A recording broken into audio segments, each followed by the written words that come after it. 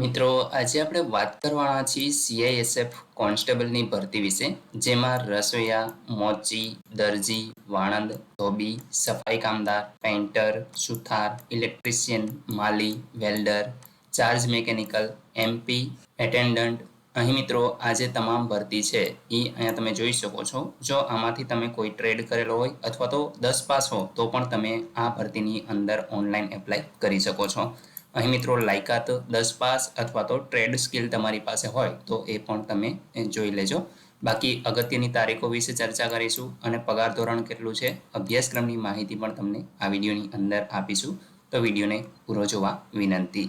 જો તમને વિડીયો ગમે તો લાઈક કરી દેજો, તમારા મિત્રો સુધી શેર કરજો અને ચેનલને સબસ્ક્રાઇબ કરી લેજો, જેથી આવી કોઈ પણ માહિતી આપ સુધી પહોંચતી રહે. તો ચાલો શરૂ કરીએ.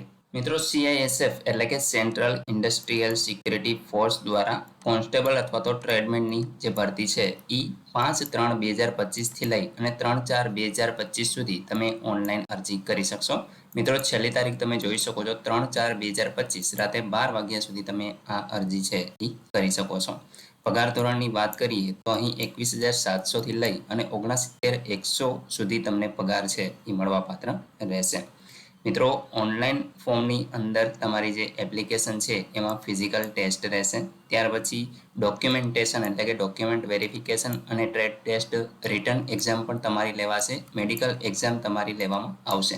આ તમામ શેડ્યુલ છે એ તમને તમારા મોબાઈલ નંબર જે આપેલો છે અને જે ઈમેલ આઈડી તમે આપેલું હશે તો એના ઉપર તમને જોવા મળશે.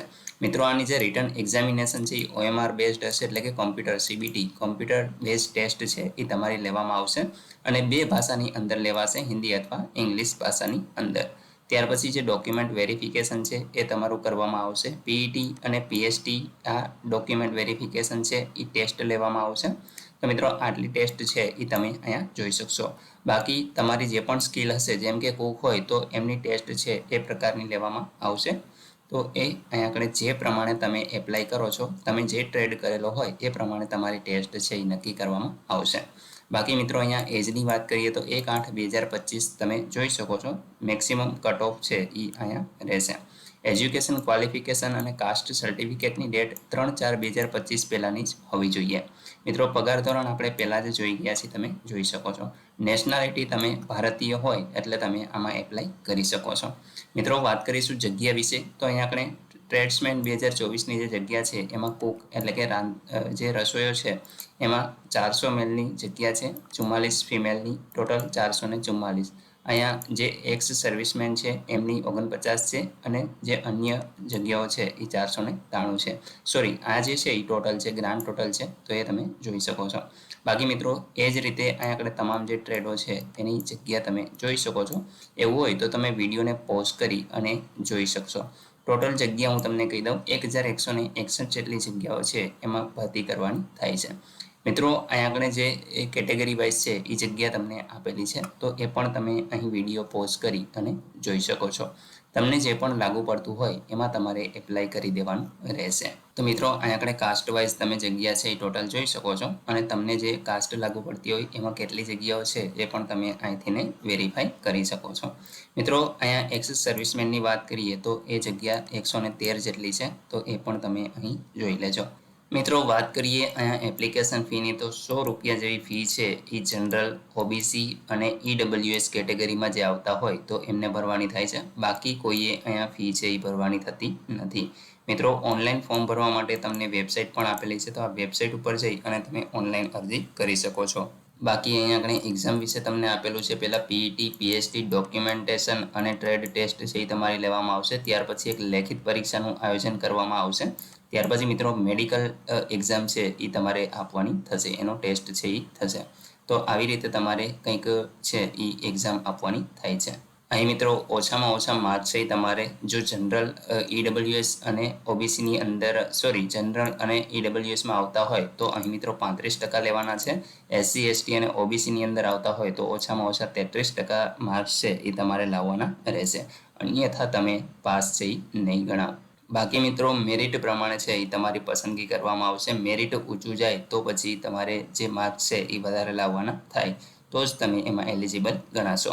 અહીં મિત્રો વાત કરીશું એજ્યુકેશન ક્વોલિફિકેશનની. તો અહીં આપણે મેટ્રિકલ એટલે કે 10 પાસ હોવા જોઈએ અથવા તો એને સમકક્ષ. અને જે ટ્રેડ સ્કિલ છે એ તમારી પાસે હોવી જોઈએ. જેમ કે બાર્બર હોય તો એ તમને વાણંદ કામ છે એ આવડતું હોય. ટેલર હોય તો જે સીવણ કામ છે એ તમને ફાવતું હોવું જોઈએ. તો એ તમામ જે ટ્રેડ છે એ ટ્રેડ સ્કિલના છે. તો એ જગ્યા ઉપર તમારે છે એ તમારી પાસે સર્ટિફિકેટ હોય તો તમે એપ્લાય કરી શકો છો. બાકી મિત્રો તમે 10 પાસ હો અથવા તો એને ઇક્વિવેલન્ટ સર્ટિફિકેટ ધરાવતા હો, જેમ કે અનસ્કિલ એટલે કે કોઈ પણ સ્કિલ ના હોય તમારી પાસે, તો જેમ કે તમે અહીંયા આપણે સ્વીપર એટલે કે સફાઈ કામદાર હોય તો એ પ્રકારના ટ્રેડમાં પણ તમે એપ્લાય કરી શકો છો. તો તમારે કોઈ પણ સર્ટિફિકેટની જરૂર નથી. 10 પાસ હો અથવા તો એને સમકક્ષ સર્ટિફિકેટ ધરાવતા હો તો તમે અરજી કરી શકો છો. મિત્રો એજ લિમિટની વાત કરીએ તો 1/8/2025 તમારે 18 થી 23 વર્ષની વચ્ચે ઉંમર હોવી જોઈએ. બાકી મિત્રો જે રિઝર્વ કેટેગરી હોય છે એમાં જે છૂટછાટ મળવાપાત્ર હોય તો એ પ્રમાણે તમે જોઈ લેજો. તો એટલા વર્ષ છે એ તમને વધારાના મળશે. મિત્રો ફિઝિકલ સ્ટાન્ડર્ડની વાત કરીએ તો એમાં મેલ કેન્ડિડેટની વાત કરીએ તો હાઇટ છે એ જનરલ, એસસી, ઈડબ્લ્યુએસ અને ઓબીસી કેન્ડિડેટ માટે અહીંયા 170 સેન્ટીમીટર હોવી જોઈએ. અને ચેસ્ટની વાત કરીએ તો 80 થી 85 સેન્ટીમીટર, જેમાં 5 સેન્ટીમીટરનો ફુલાવો હોવો જોઈએ. એ જ રીતે ફિમેલ કેન્ડિડેટની વાત કરીએ તો એમાં મિત્રો હાઇટ છે 157 સેન્ટીમીટર અને અહીંયા ચેસ્ટનું માપ છે એ કંઈ રિક્વાયરમેન્ટ રહેતી નથી. ત્યાર પછી મિત્રો અહીંયા ફિઝિકલ જે રિલેક્સેશન આપવામાં આવે છે એના વિશે અહીંયા તમે જોઈ શકો છો કે આ જે રાજ્યો અહીંયા આપેલા છે એમાંથી જો તમે હોય તો અહીંયા આપણે 165 સેન્ટીમીટરથી લઈ અને 155 સેન્ટીમીટર છે એ ફિમેલ માટે છે, મેલ માટે 165 છે. એ જ રીતે ચેસ્ટની વાત કરીએ તો 78 થી 83 છે અને એમાં 5 સેન્ટીમીટરનો ફુલાવો હોવો જોઈએ, જે ફિમેલ માટે એપ્લિકેબલ નથી. તો એ તમે જોઈ શકો છો. બાકી મિત્રો અન્ય જે બીજા કેન્ડિડેટો છે એમાં 162.5 સેન્ટીમીટર અને 150 સેન્ટીમીટર ફિમેલ માટે. અહીં પણ મિત્રો 76 થી 81 સેન્ટીમીટર મેક્સિમમ અને જે 5 સેન્ટીમીટરનો છે એ ફુલાવો હોવો જોઈએ, જે ફિમેલમાં એપ્લિકેબલ નથી. બાકી મેડિકલ સ્ટાન્ડર્ડ જે પ્રમાણે અહીંયા આગળ નિયમ હોય સરકારના એ પ્રમાણે તમારે છે એ કરાવવાનું થાય છે. ત્યાર પછી મિત્રો એક અગત્યનું ડોક્યુમેન્ટ કહી શકાય કે જે ડોમિસાઇલ સર્ટિફિકેટ છે એ તમારે તમારા રાજ્યનું છે એ કઢાવવાનું હોય છે. જેમ કે એ તમારો કાયમી એક રહેઠાણનો પુરાવો હોય છે. મિત્રો ડોમિસાઇલ સર્ટિફિકેટ કઈ રીતે કઢાવવું એના વિશે આપણે સંપૂર્ણ માહિતી છે એ એક વિડીયો બનાવીને આપેલી છે. તો એમની લિંક તમને ડિસ્ક્રિપ્શનની અંદર મળી જશે, ત્યાંથી તમે જોઈ અને કઢાવી શકો છો તમારું જે ડોમિસાઇલ સર્ટિફિકેટ છે. ફોર્મ કઈ રીતે ભરવું એ તમામ માહિતી છે એ વિડીયોની અંદર આપેલી છે. તો એ મિત્રો તમારે અવશ્ય કઢાવવાનું છે અને ડોક્યુમેન્ટ વેરિફિકેશન સમયે તમારી પાસેથી છે એ માંગવામાં આવશે, તો એ તમે જોઈ લેજો. બાકી મિત્રો કઈ રીતે એપ્લાય કરવું એના વિશે અહીંયા આપણે ડિટેલમાં માહિતી આપેલી છે. વેબસાઇટ તમે જોઈ શકો છો. આ વેબસાઇટ ઉપરથી તમે ઓનલાઈન અરજી કરી શકો છો. મિત્રો આ પીડીએફ છે એ હું તમને આપણી ટેલિગ્રામ ચેનલ ઉપર અપલોડ કરી દઉં છું, તો ત્યાંથી તમે આને ડાઉનલોડ કરી લેજો, જેથી તમે વધુ માહિતી મેળવી શકો.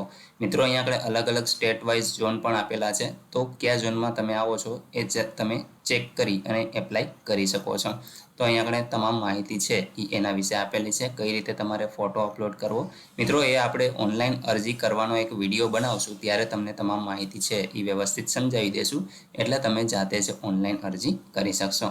બાકી એડમિશન એક્ઝામિનેશન માટેના જે એડમિશન છે એના વિશે પણ અહીંયા આપણે માહિતી છે એ આપેલી છે, તો એ તમે વાંચી લેજો.